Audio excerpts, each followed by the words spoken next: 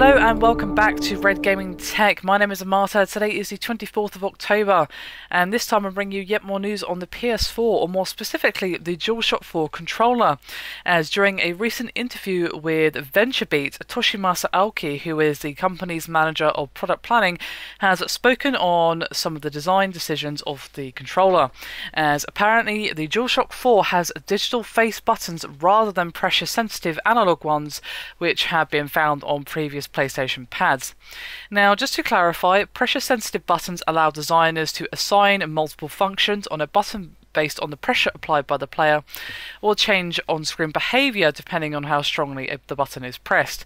A good example of this is probably, say, Resident Evil 4, where you can either slowly open a door or kick it open depending on the button press.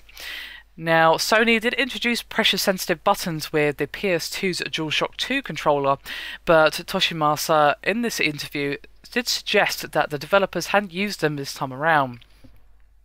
And he said, quote, "With the DualShock 3, we were able to get analog data which games didn't really use. For DualShock 4, we deleted that and now it's all digital. The mechanism inside is a little different and the data that games get is different." So there you have it. It seems the control method for the PS4 DualShock 4 controller has been streamlined somewhat. Now, this may lead to problems, it may not, but looking at some feedback regarding this particular piece of news, a lot of people seem to be relieved, that this particular feature has been removed from the new DualShock 4 controller.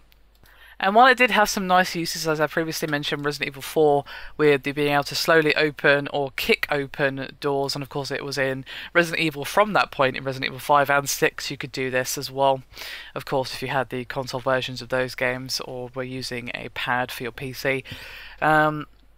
And they were nice to have, don't get me wrong, but you could always just have a different button combination or something like that, just because this particular method of having that is now gone for the next generation controller for the PS4. Doesn't mean that there won't be some other way around it if a developer wants to give you the option of slowly opening a door, if of course it's, say, a horror game or something like that.